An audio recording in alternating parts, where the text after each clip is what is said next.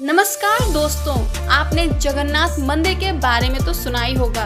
पूरी ओडिशा में स्थित जगन्नाथ मंदिर भारत के 4 धामों में से एक है और रहस्यों व चमत्कारों से भरा हुआ है।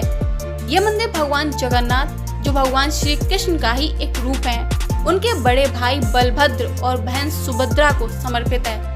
आइए जानते हैं इस अद्भुत मंदिर से जुड़ी कुछ हैरान कर देने वाली बातें। पुरी के जगन्नाथ मंदिर में एक ऐसा रहस्य है जो सदियों से लोगों को हैरान करता आ रहा है। क्या आपने कभी ध्यान दिया है कि इस मंदिर के ऊपर लगा ध्वज हमेशा हवा के विपरीत लहराता है? ये कैसे संभव है? क्या इसके पीछे कोई चमत्कार है या विज्ञान? आज हम इसी रहस्य से पर्दा उठाएंगे। दोस्तों, जगन्नाथ मंदिर के ऊपर लहराता ध्वज, जिसे पताती पावन वाना भी कहा जाता है, सिर्फ एक कपड़ा नहीं, ये आस्था और रहस्य का प्रतीक है। हर दिन एक पुजारी 214 फीट ऊंचे मंदिर के शिखर पर बिना किसी सुरक्षा उपकरण के चढ़कर इस ध्वज को बदलता है। ये एक अद्भुत दृश्य है, लेकिन सबसे हैरान करने वाली बात तो ये है कि ये ध्वज हमेशा हवा की उल्टी दिशा में क्यों लहराता है। वैज्ञानिक इस घटना को कार्बन वोर्टेक्स प्रभाव से समझाते हैं। मंदिर का एक शिखर ब्लंट यानी कुंद आकार का है, जिससे हवा ऊपर और चारों ओर घूमती है। जब हवा शिखर के ऊपर पहुंचती है तो ये भंवर बनाती है, जिससे ध्वज विपरीत दिशा में लहराता है। कुछ वैज्ञानिक ये भी मानते हैं कि मंदिर की विशेष वास्तुकला के कारण एक विंड टनल प्रभाव बनता है, जिससे हवा अजीब तरह से लहराती है। उच्च आर्द्रता और भौगोलिक स्थिति भी इसमें भूमिका निभा सकते हैं। लेकिन भक्तों के लिए ये सिर्फ विज्ञान नहीं है, वे इसे भगवान जगन्नाथ की भक्ति और आशीर्वाद का प्रमाण मानते हैं। उनका मानना है कि ये ध्वज स्वयं भगवान की इच्छा से हवा में विपरीत दिशा में लहराता है। कई लोगों का मानना है कि मंदिर का डिजाइन वैदिक सिद्धांत के अनुसार बनाया गया है, जिससे हवा एक विशेष मार्ग का अनुसरण करती है और ध्वज विपरीत दिशा में लहराता है। चाहे कारण जो भी हो, जगन्नाथ मंदिर का ध्वज एक रहस्य बना हुआ है। ये हमें विज्ञान और आस्था के बीच की जटिलता को दर्शाता है। ये हमें याद दिलाता है कि दुनिया में ऐसी भी चीजें हैं जिन्हें शायद हम पूरी तरह से ना समझ पाए, लेकिन वे हमें आश्चर्यचकित और प्रेरित करती रहती हैं। दोस्तों, आपको जगन्नाथ मंदिर के ध्वज का ये रहस्य कैसा लगा? कमेंट्स करके जरूर बताएं। नमस्कार दोस्तों, आज हम आपको एक ऐसे रहस्य के बारे में बताएंगे जिसके बारे में शायद ही आपने सुना होगा। आखिर क्यों भगवान विष्णु ने जगन्नाथ का ये अद्भुत और अनोखा अवतार लिया? पुरी के इस रहस्यमय मंदिर और यहाँ की मूर्तियों के पीछे की क्या कहानी है, आइए जानते हैं। जब हम भगवान जगन्नाथ की मूर्तियों को देखते हैं तो ऐसा नहीं लगता कि ये थोड़ी सी अधूरी हैं। बड़े बड़े नेत्र, बिना हाथ पैर, ये रूप भगवान के अन्य अवतारों से बिल्कुल अलग है।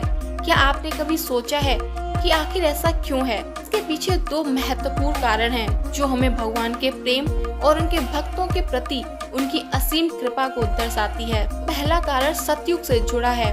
नीलांचल पर्वत पर भगवान विष्णु नीला माधव के रूप में गुप्त रूप से निवास करते थे। सिर्फ एक आदिवासी सरदार विश्ववसु ही उनके दर्शन कर पाते थे। राजा इंद्रधुम्न को नीला माधव के दर्शन की बहुत बड़ी इच्छा थी।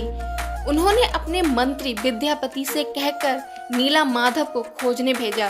विद्यापति ने चतुराई से नीला माधव का स्थान जान लिया, लेकिन जब राजा इंद्रधुम्न वहां पहुंचे तो भगवान अंतर्ध्यान हो गए। राजा बहुत दुखी हुए जब भगवान ने उन्हें स्वप्न में दर्शन दिए और उन्हें बताया कि अब इस समुद्र में एक तैरते हुए दारू लकड़ी के विशाल लट्ठे के रूप में मिलेंगे। इसी दारू की लकड़ी से उनकी मूर्ति का निर्माण होना था। राजा को वो पवित्र दारू मिला, लेकिन कोई भी कारीगर उसे तराश नहीं पा रहा था। तब एक वृद्ध बढ़ई के रूप में स्वयं भगवान विश्वकर्मा वहां प्रकट हुए, लेकिन उन्होंने राजा के सामने एक शर्त रखी कि वे बंद कमरे में मूर्तियां बनाएंगे और कोई भी तब तक अंदर नहीं आएगा जब तक मूर्तियां पूरी ना हो जाएं। लेकिन रानी गुंडीचा की उत्सुकता ने उन्हें रोक नहीं पाया और समय से पहले ही उन्होंने दरवाजा खोल दिया। जैसे ही रानी ने दरवाजा खोला, बढ़ई अंतर्ध्यान हो गए और मूर्तियां अधूरी रह गईं। भगवान जगन्नाथ और उनके बड़े भाई बलभद्र और बहन सुभद्रा की।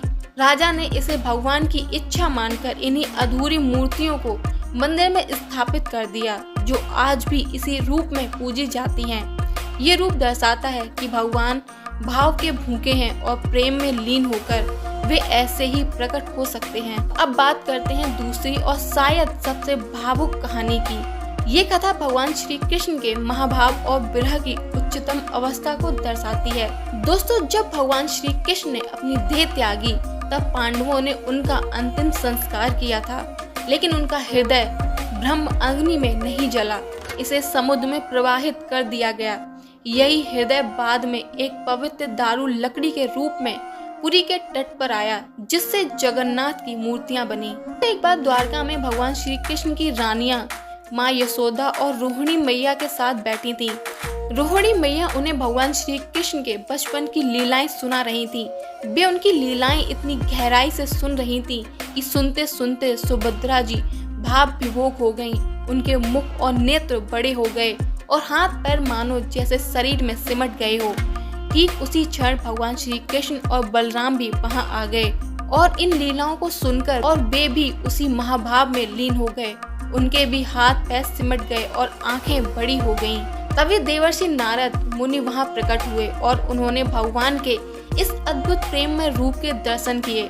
उन्होंने भगवान से प्रार्थना की कि वे कलयुग में इसी रूप में अवतार लें, जिससे सभी भक्तों को उनके इस प्रेम और विरह से भरे रूप का दर्शन हो सके। भगवान ने उनकी प्रार्थना स्वीकार की और कलयुग में राजा इंद्रधुम्न के माध्यम से जगन्नाथ, बलभद्र और सुभद्रा के रूप में प्रकट हुए। तो दोस्तों, भगवान जगन्नाथ का ये अनोखा अवतार केवल एक पौराणिक कथा नहीं, बल्कि भक्तों की इच्छाओं को पूरा करने, अपनी लीलाओं के महाभाव को प्रकट करने और सर्वधर्म समभाव का संदेश देने का प्रतीक है। भगवान जगन्नाथ किसी एक धर्म या संप्रदाय तक सीमित नहीं है।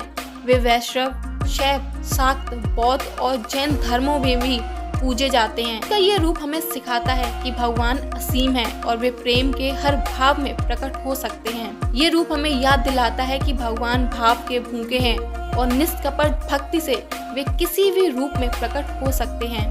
दोस्तों, उम्मीद है आज आपको भगवान जगन्नाथ के इस अद्भुत अवतार के पीछे की कहानियाँ और उनका गहरा अर्थ समझ में आया होगा।